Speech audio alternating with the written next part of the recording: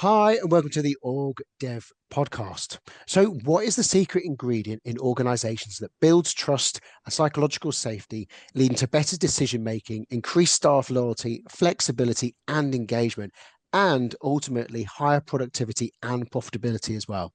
The answer is simple, but it takes skill, thought, slowing down, busting quite a few myths along the way, and applying 8 key principles. We're absolutely delighted to be joined by leading author Graham Allcott today, and he has dedicated his latest book, Kind, to uncovering the transformative power of kindness in the workplace. Join us as we explore how this often overlooked quality can reshape teams, leaders, and organizations for the better. And Graham also introduces the concept of a dirty yes, which we think is quite possibly the best new terminology we've heard in ages. If you haven't heard of Graham, and we don't know how you couldn't have done because we're huge fans of Graham, he is an author, speaker, and entrepreneur. He's the author of multiple books, including the global bestseller, How to Be a Productivity Ninja, which we talk about every single week, How to Have Energy, and How to Fix Meetings. His latest book, Kind, focuses on why organizations with kinder, more human centered cultures are ultimately more successful. He's also the founder of Think Productive, which since 2009 has been a professional development go to for organizations like Amazon, British Airways, Disney, and eBay, and many more. And they have offices in the UK, USA, Canada, Australia, New Zealand, UAE, and Netherlands. In his spare time, and somehow he has spare time, Graham is a DJ with a leaning towards jazz, rare groove, and electronic music. And despite an intolerance of failure elsewhere in his life, he's an Aston Villa season ticket holder and an avid follower of the Toronto Blue Jays baseball team. No stranger to podcasts, having hosted the very successful Beyond Busy podcast. And he also has a brilliant newsletter called Rev Up for the Week that comes out at 4 p.m. every Sunday with an upbeat idea to set us up for the week. So thank you so much for joining us, Graham. And thanks so much for making time in the really busy schedule that you have. Pleasure to be here. And that very comprehensive intro doesn't sound like me. It sounds so impressive. So Well, thank this is you. Yeah. earned.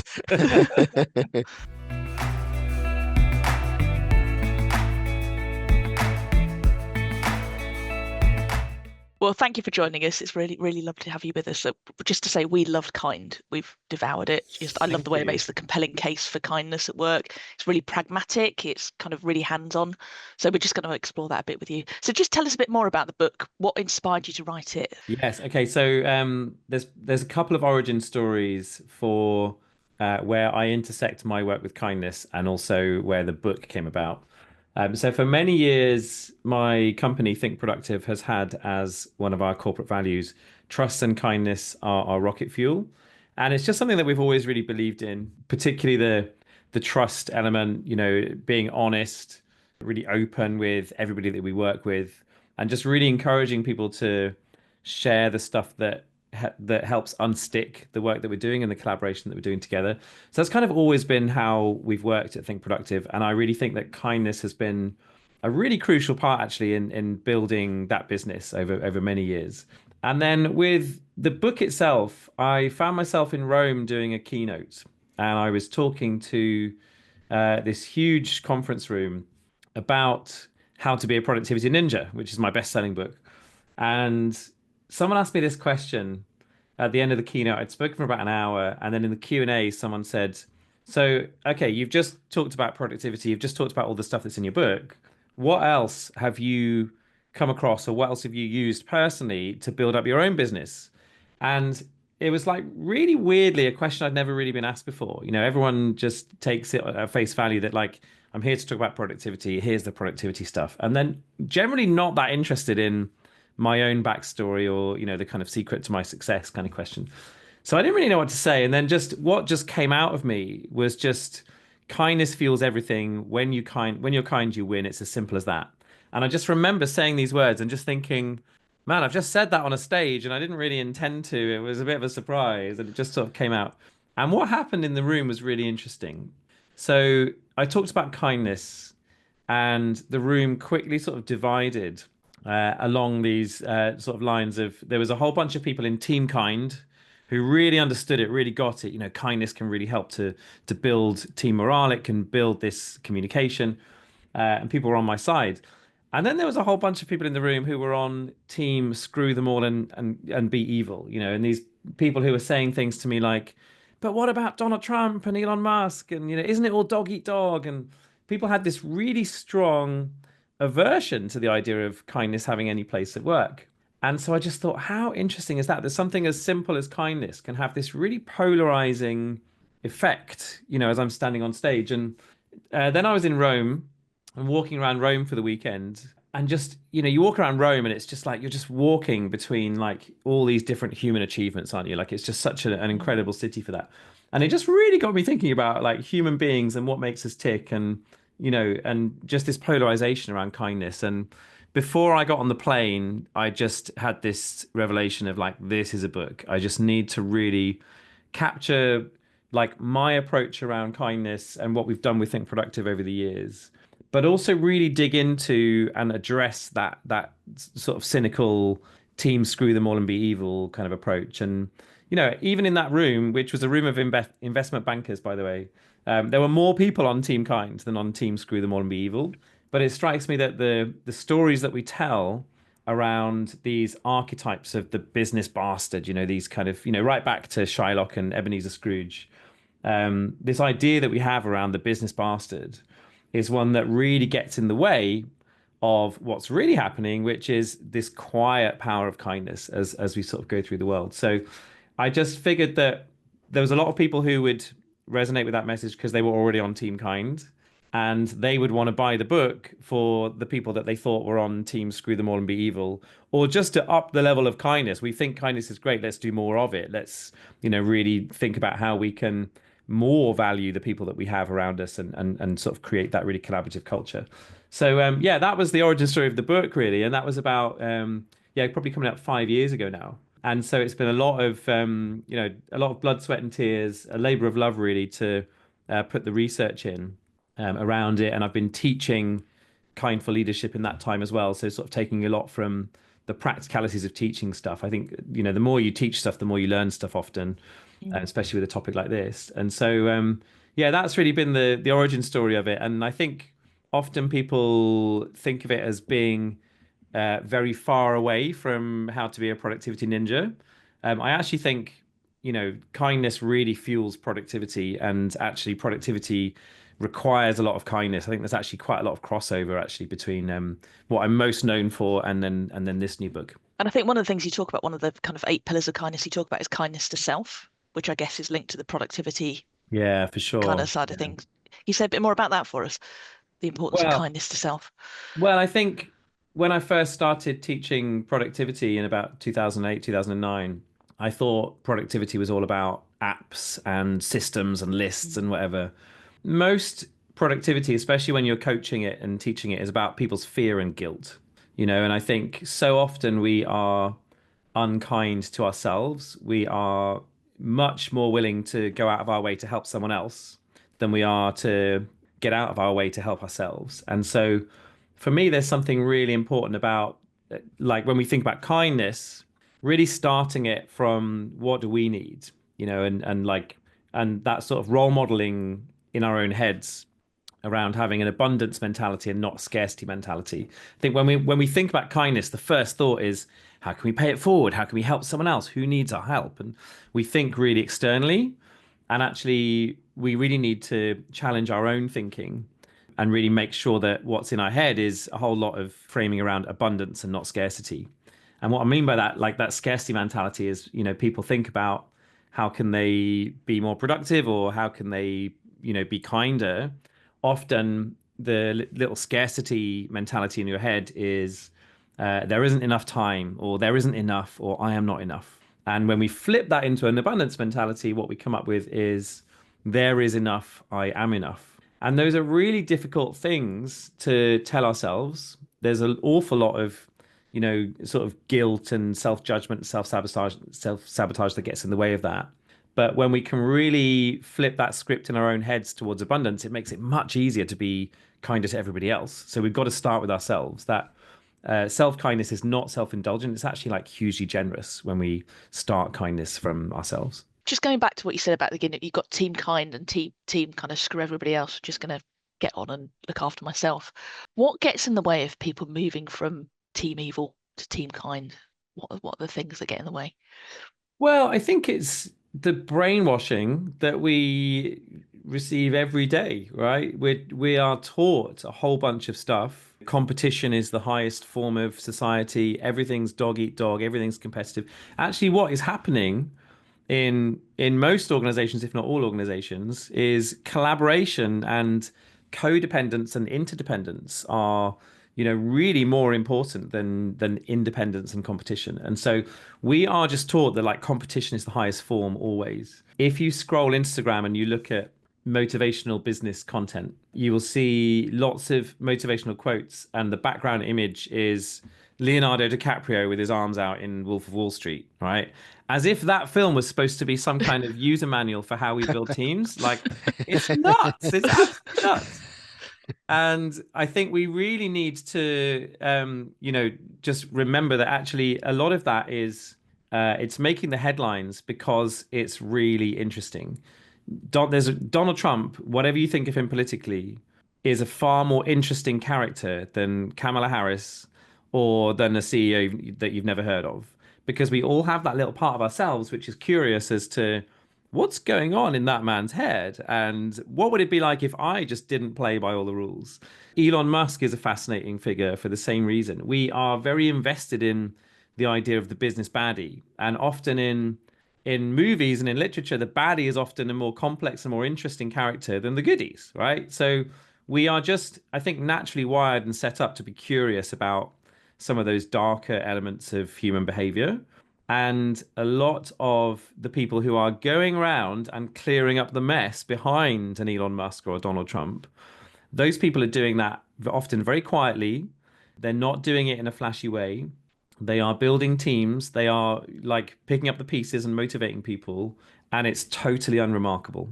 But that is the norm, right? We are just taught that the Donald Trumps and the Elon Musks are the norm. Actually, what's the real norm is quite, often unremarkable behavior by remarkable people who are kind and who are building that trust and empathy with the people around them.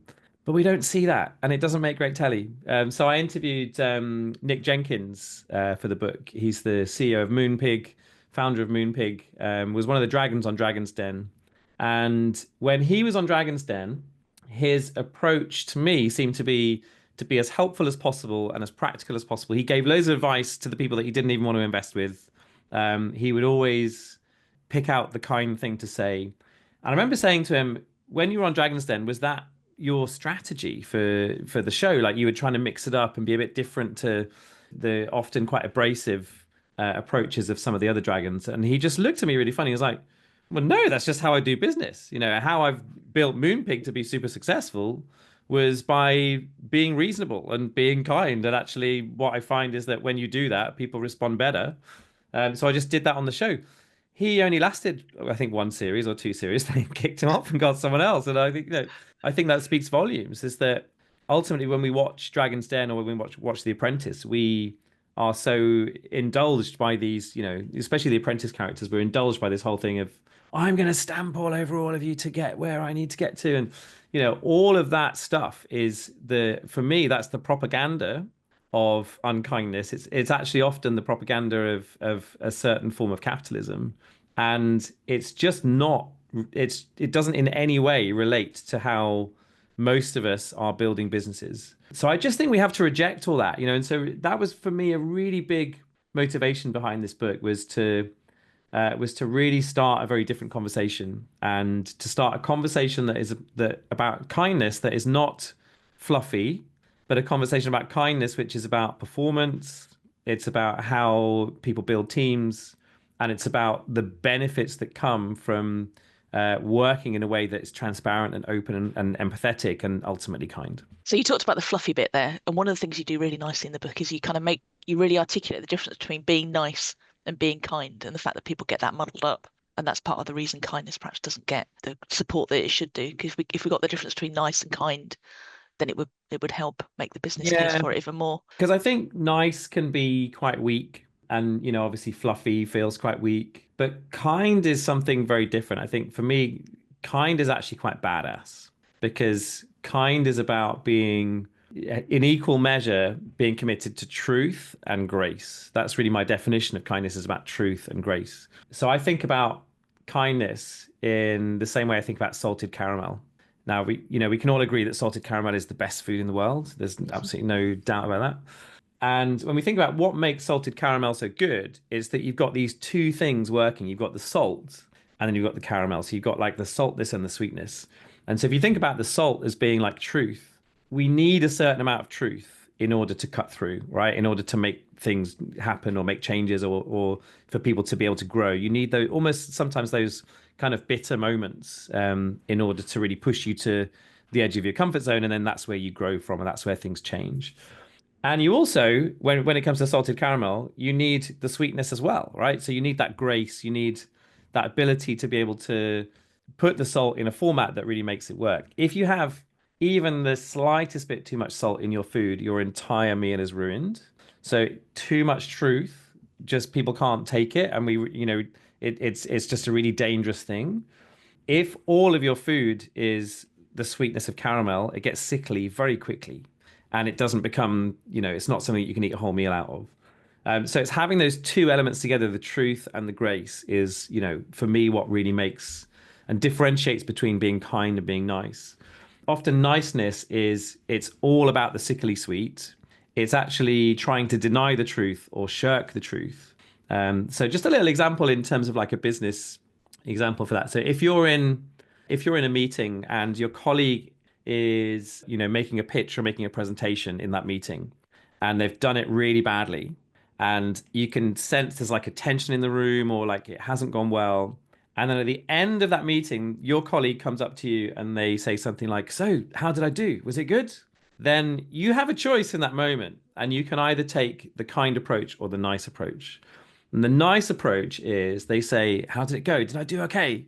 And you go, "Yeah, it was fine." And you shirk the truth in that moment. That's the nice response. It's like we keep the peace, we just pretend that it was all okay, but we're ultimately lying. We're ultimately shirking that truth. What's more difficult, what makes kindness a badass approach, is that that's going to be inconvenient for you. You're going to have to probably put some time in your diary tomorrow to sit down with that person and give them that feedback.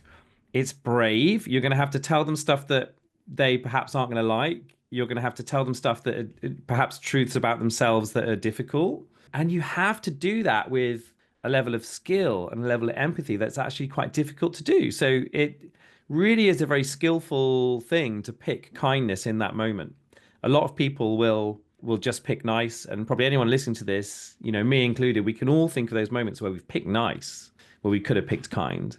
And so that for me is why there's a big difference between those two ideas. But also I think because they get so confused, that's why you get people saying things like there's no place for kindness in business, or kindness is weakness. I think niceness can be weakness, but kindness, I think, is something very, very different.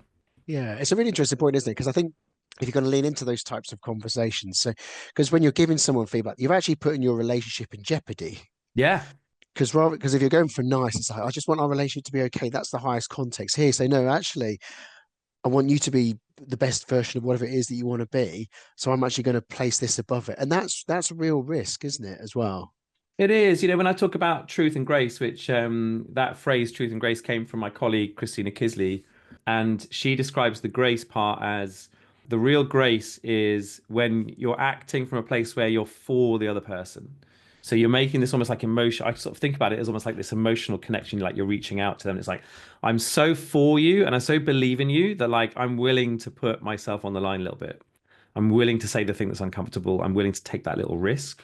And that's why, as well, I talk a lot in the book about the role that psychological safety plays, because when you have the confidence to take those interpersonal risks, that's where you get to much better places. And a lot of the research in the book talks to the idea that kindness and empathy drives trust, and trust drives psychological safety. And when you have that psychological safety, it's much easier to make those kind of calls. You mentioned empathy there. So you talk about kindness and empathy as kind of reinforcing loop. Mm. And you say that empathy isn't innate. So yes, some people are more empathetic than others, but it's not something that we either are or we aren't, and we can cultivate it and develop it.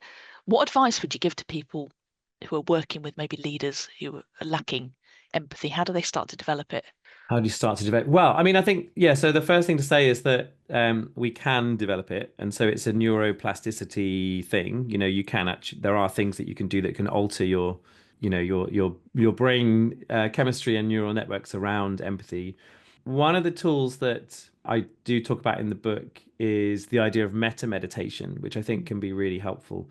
So this is basically a short meditation where you kind of you mentally go through the people and things in your life, and you wish those people to be well.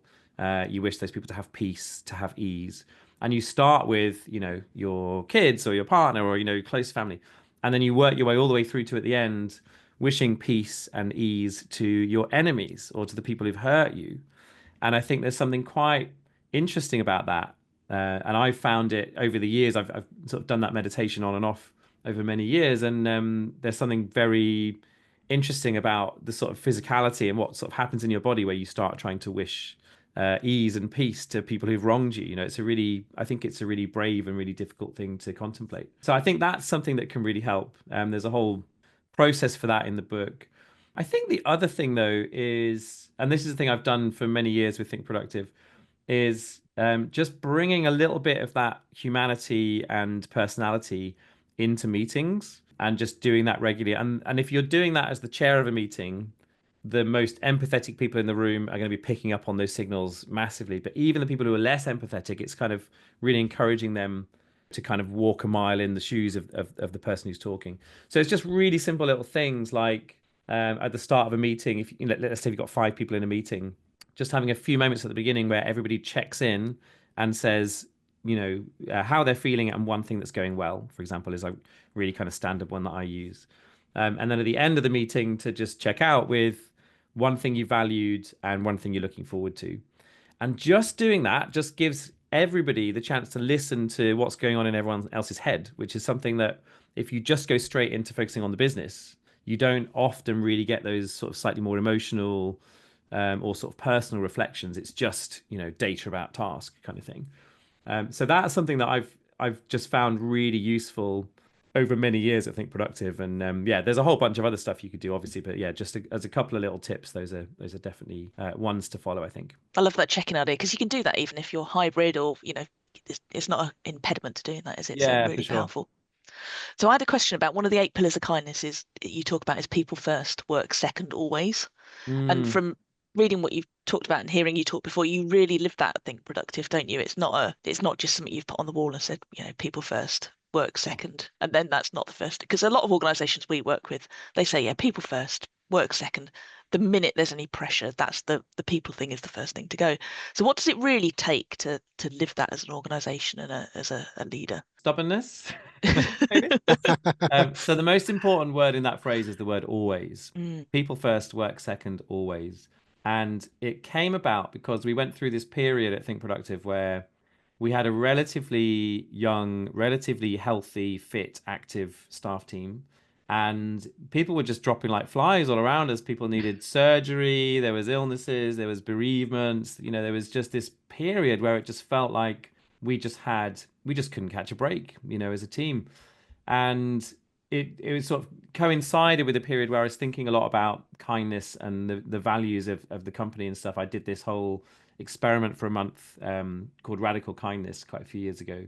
And the phrase kind of came out of that where whenever somebody was in that situation and they'd sort of come to you with the call, as a manager, when you get the call, right? Which is sometimes it's a phone call, sometimes it's a WhatsApp voice note, sometimes it's an email, whatever it looks like.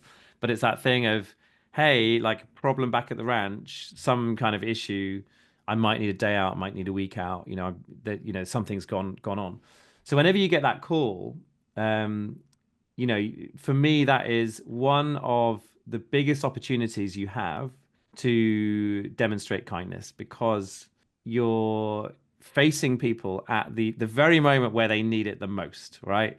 And in my experience, when you really dig into the kindness then, even when it's the most inconvenient, then people don't forget that stuff. Like people will be loyal to you because of that. They'll remember it. They will step up and help somebody else who needs it further down the line. It really kind of it gets you and sort of gets you in the heart and it really is something that becomes cultural. But I started using that. So whenever I'd get the call, I would send the text back that said, okay, let's remember people first, work second, always. Now what do you need? And I'd put that very deliberately with that word always in there.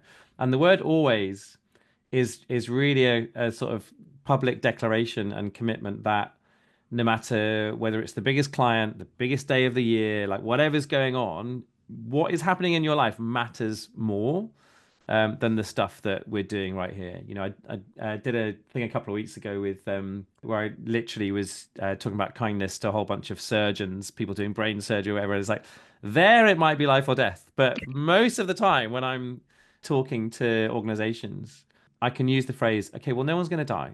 So let's start with that. And then it's like, if someone really needs you. And what I realized was like, we had this really young, fit team and all these things were happening. But what I realized was, oh, actually, I had the framing all wrong. Is that the idea that all of that was bad luck is wrong. Like life is suffering, you know, there is a lot of suffering in our lives and in, you know, as we go through life in different phases of life. And so we have to like start with that just being a given, you know, and so always is a really important word because it holds our feet to the fire, but it also reminds us that it's always somebody's always, you know, there's always going to be one member of the team that really needs needs us to step up, needs to take some time out, whatever. And if you don't know who that is right now, as a manager, you probably need to be paying more attention. And if it's not you, then what a privilege. And so your job is to step up for the people who it is that situation. And so we've kind of run it like that, like for years at Think Productive. And often that has meant, you know, as a business owner, that has meant paying, you know, regular wages for many weeks, often months, out of my own pocket for people who are not there. And that costs, you know, and that hurts when it's a small business, but like I've never regretted it. It's always been worth it because what you gain back from that is a whole bunch of people who are committed to that as being the philosophy and the way that we work. And they all are now the people who step up when someone else needs it. And it just, you know, it carries on and carries on. So yeah, I think that's just a really important principle for me. When I was reading the book, one of the things that, because we read a lot of books, so we read a lot. But I'm looking forward to getting back to that, by the way. I've just with great. finishing the writing of this book and then and all that, I feel like my own reading has been neglected. So yeah. Well, there was one, because you have sort of 8 fundamental principles that underpin the kindness, and there was one thing that kind of really sort of stood out, and maybe put the book down and really think about it. And you look at it from a number of different ways. It's really impactful. Is the fact that busyness is the accidental source of unkindness. And then if you start to think about it on so many different levels, the impact that has in organizations, isn't it? Because so often when you see that there's conflict or whatever and you wind the clock back, it is often done on good intention, isn't it? People don't set out to be unkind, but it's just, it happens just like, what was it that drove you to make it one of the 8 principles? So the principle is called slow down. And yeah, the start of that chapter says the biggest source of accidental unkindness is busyness. That came about because when I was teaching Kindful Leadership, it always became this thing that on about week 3 or week 4, people would go, "Oh, if I'm going to start to develop empathy, if I'm going to really increase my levels of kindness, then I have to slow down." And I definitely feel that personally. You know, when I'm 100 miles an hour, as I have been a lot over the last few weeks with the book, you know, you don't necessarily just stop and have those slightly more intentional interactions. So, you know, it's like when you walk into a shop and it's like, if you're not super busy, you'll start with, "Oh, how are you?" or whatever. But like if you're super busy, it's like, "Get me the thing now. I've got my train," or whatever. And so you are just entering that interaction being slightly less kind. And I think we have the same, you know, mentality at work as well. So it's often one of those light bulb moments when I teach Kindful Leadership is, hang on, if I'm going to really connect with people on a more empathetic level, I've just got to slow down and take a step back. And, you know, it really is a big light bulb for people. So, yeah, one of the challenges in that chapter is the idea of just sitting on a bench and doing nothing and not having your phone, but just sitting there. And I think if you're listening to this, just ask yourself, when was the last time you sat anywhere and just did nothing? And just, I think one of the most important parts of that is when you do nothing, you start to recognize your own lizard brain thoughts, right? You start to really listen to what's kind of buzzing around in your own head. And often we fill all those gaps with scrolling or, you know, media or whatever, you know, podcasts as we're walking around the house or whatever. And, you know, actually just sitting and doing nothing or sitting in silence can just be such a great indicator of like what's really going on in your own head and your own psychology. Yeah, and you also introduced a scientific element to it, because it's not as simple as, yes, we have an intent to do it, but there's a lot of chemicals involved here: oxytocin, serotonin, dopamine as well. Yeah. What were some of your findings from the research there? An awful lot changes when one person commits one kind act, right? So if you think about one person being kind to one other person, you have that person increases their levels of serotonin, so the happiness hormones, oxytocin, they feel more connected to the person they're being kind to, and dopamine, which is, that sense of having a reward or, feeling satisfied. All that's happening in the person of the person who's being kind. You're also getting the oxytocin and serotonin from the person who is having that kind act done to them. And you've also got a whole bunch of brain chemicals happening for people who are witnessing that effect as well. So there's a big study that coined the term the Mother Teresa effect, which is the idea of they gave people this video that was like half an hour long, where you watch Mother Teresa doing these kind things, and then they measured levels of a chemical in your mouth, in your saliva, called salivary immunoglobulin, which is a very important chemical to well-being. It's part of the thing that fights off toxins, in our food and in the world around us. And so basically, the more you have of that chemical, the better your levels of well-being. And it found that people had this sense of a high just from having watched someone else be kind. You don't even have to be kind to get these effects. So when you look at it like that, there's an awful lot that we're leaving on the table if we, in a moment, just choose to do the convenient thing and not the kind thing. And so we can think of an act of kindness as costing us 5 minutes of our day or whatever, but actually choosing not to be kind is costing a lot more in terms of that sense of well-being that's sort of going on around us. Particularly the sense of, we think about the person who is the beneficiary of kindness, but actually, so the other bit of terminology I learned through the research was the idea of the helper's high. So that sense of the sort of dopamine increase and oxytocin increase, really shows us that we get healthier when we are the person helping, when we are the person being kind. So even just on that level, there's also 23% less cortisol in your blood when you are kind. So cortisol being the stress hormone, you're 23% less stressed just by being kind. So there is a lot going on when one person is kind, and kindness has a ripple effect. So the more, when you commit to that act of kindness, you should also be thinking about the ripple effect of someone else being inspired by that, them doing something kind. So when you leave that on the table, it's like just a massive impact when you don't take that kindness route. Yeah, and I was just thinking about the business thing again. So I made lots of notes when I was reading your book. I And love it. when you were talking These about are the bacon bookmarks. Now I think that is actually a new record for the most bookmarks. So one of the questions Is there a that book under there or not? there is just about, yeah. One of the questions that really pulled me up, one of the questions for reflection at the end of the business chapter was about the busyness pillar was, what stories am I telling myself about why I'm so busy? And the brackets, if your first thought is, no, I'm special, I've got reasons why I'm so busy, then you need to spend longer contemplating this question. And I thought, oh yeah, that's Yeah. that's got me. Yeah. Part of that, I think, comes from working with organizations over 15 years on productivity, and the amount of times an organization has said, well, we're really special, we're really different, and then they've proceeded to tell me exactly the same issues that I hear everywhere else. And so I do think we often have this exceptionalism, right? It's like, yeah, those people over there aren't doing it right, but actually I'm probably making really great decisions. And it's just a bias that we all have, isn't it? Yeah. And I have it too. I'm totally not immune from any of this stuff. And have a very, over many years, like an interesting relationship with the word busy. Like I've really tried to put sort of structures and habits in place that sort of slow me down and keep me away from busy.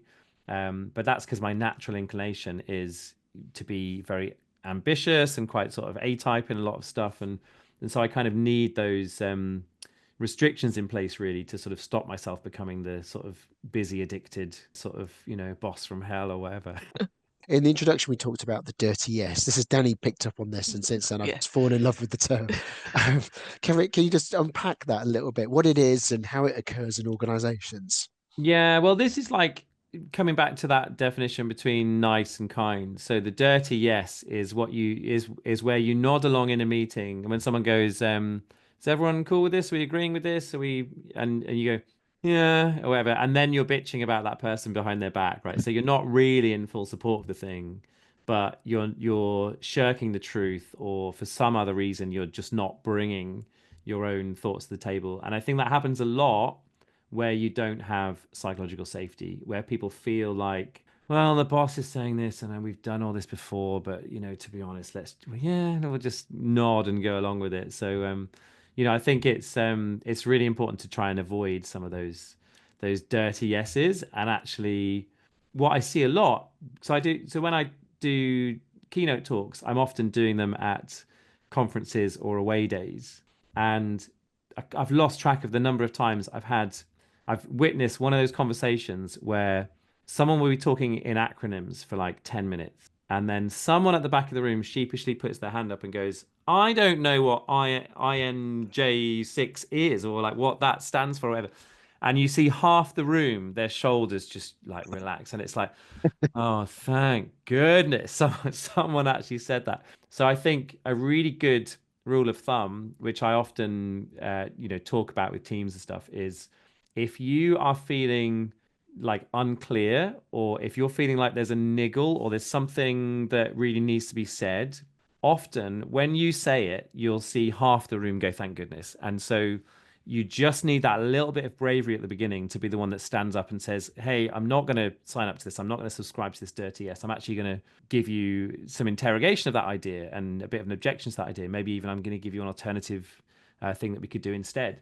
And often when you do that, yeah, you'll find a lot of people say, oh, thank you for being the one who was brave and, put your head above the parapet. So I just think it's really important to know that that's happening around us and happening in everyone else's heads, So you do loads of things, so author, podcaster, keynote speaker. What aspects of your work bring you the most joy? What do you find most fulfilling? It's often said with someone who's an author and a speaker is that you're either a great author who does a bit of speaking, or you're a great speaker who occasionally writes a book, And so I think it's often, for me, like I think about that a lot. Like which one am I sort of most comfortable in? And I think in general, to be honest, where I'm happiest is in my shed, writing, researching, ideas generation, and all of that. Not that I don't enjoy the speaking. I love the speaking.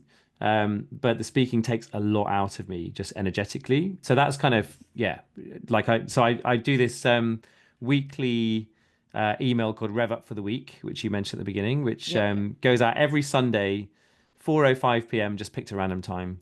And I just really love the process of writing it. So I write it every week. It's not done with AI. They're never batched up and then released, drip feed over a week. It's always a piece of writing that I've done that week. They tend to be, probably the best part of 1,000 words, most of them. And the idea is it's just like one free thing, one useful idea to just share for the week ahead. And that's my kind of weekly newsletter thing. And I just really love writing those. And I've been given a few AI tools over the last few weeks that could very easily replace me in that role. And my reaction to that is no way.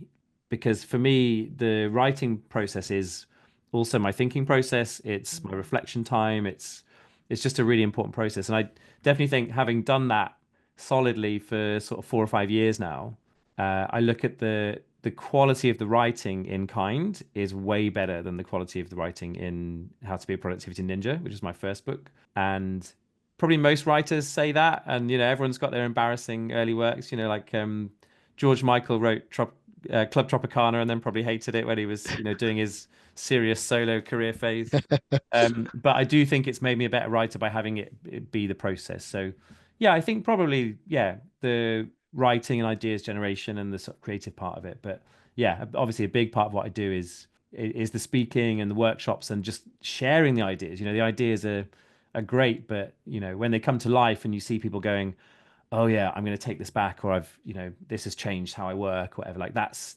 always huge for me as well. One of the things you talk about is the fact that we may have an intention to be kind, but the world doesn't necessarily reciprocate that. And often we'll see things at work where there isn't kindness. What do we do when we're seeing behaviors that aren't kind from others? Like what are our options really? And even if it's potentially from our manager, for example, who has that reward power over us. Yeah, so I've been asked this question a lot over the last few weeks. What do you do when your kindness isn't reciprocated? And I think the answer is it depends on who. I think if you have a toxic line manager and that person is going to be in post for a while, you're probably better off finding a new place to work, because I think over time, that person is going to change you more than you're going to change the situation. And it won't be good. So I think that's the sort of caveat.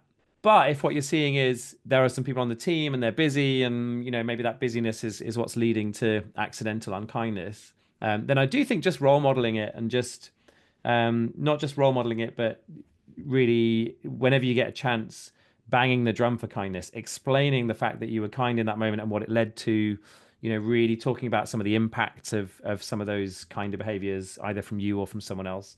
And also thinking about who are the other sort of champions of it around you. I talk in the book about the old England football manager Sven-Göran Eriksson, and he had this terminology of the cultural architect. So who are the people around you that you can build the culture around, and the people who are kind of the fellow travelers that they're on team kind.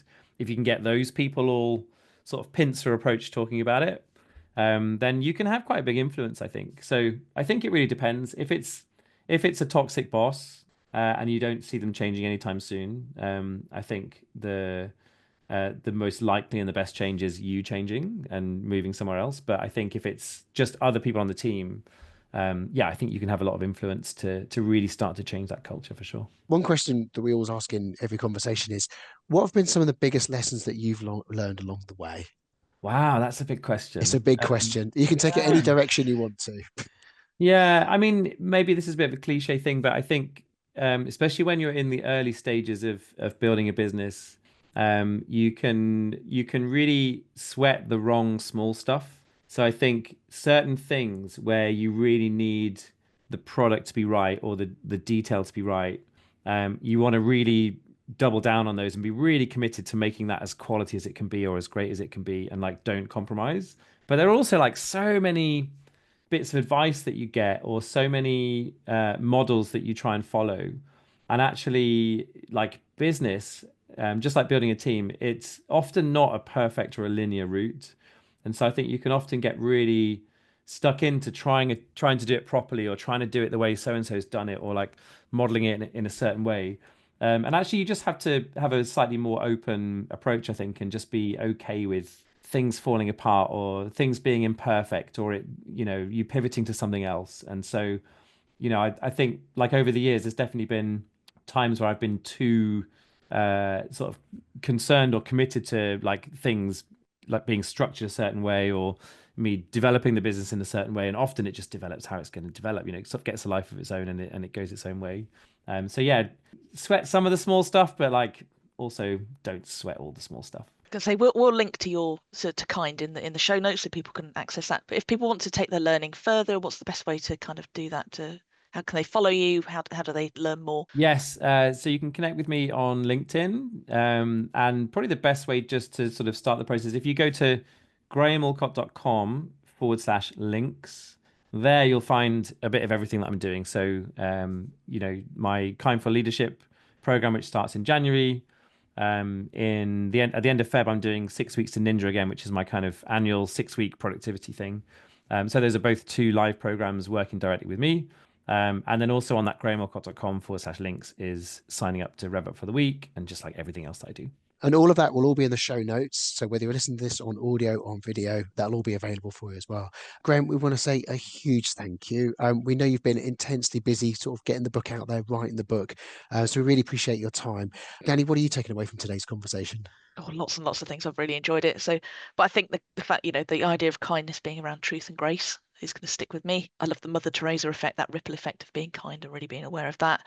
And the business thing, just calling ourselves out on why are we so busy, and why are we holding that up as a badge of honor sometimes, and how do we step away from that? Yeah, so many things for me, and all of those things. And I love the definition of truth and grace and the salted caramel. I'm in that team as well. I love the way that we just clarified the definition between nice and kind, and the fact that kind is actually, it takes a lot of courage and really leaning into the difficult things as well. And I also love about the whole culture architect as well, making sure that those are the right people you support. Graham, I want to say huge thank you. It's been brilliant. We've loved it. It's been great. If you've enjoyed this podcast with Graham, we'd love it if you hit the like button. If anything that Graham has said with you today that's resonated with him, please put it in the comments. We'd love to hear what you think about it as well. And feel free to hit the like button and subscribe. But thank you so much, Graham. Really wishing you lots of luck with the rest of the book. And I know you're probably it's the last thing, but please do let us know if you've got another book coming as well, because we always really enjoy reading them. Will do. It's been a real pleasure. Thank you both. Thank you. Thank you.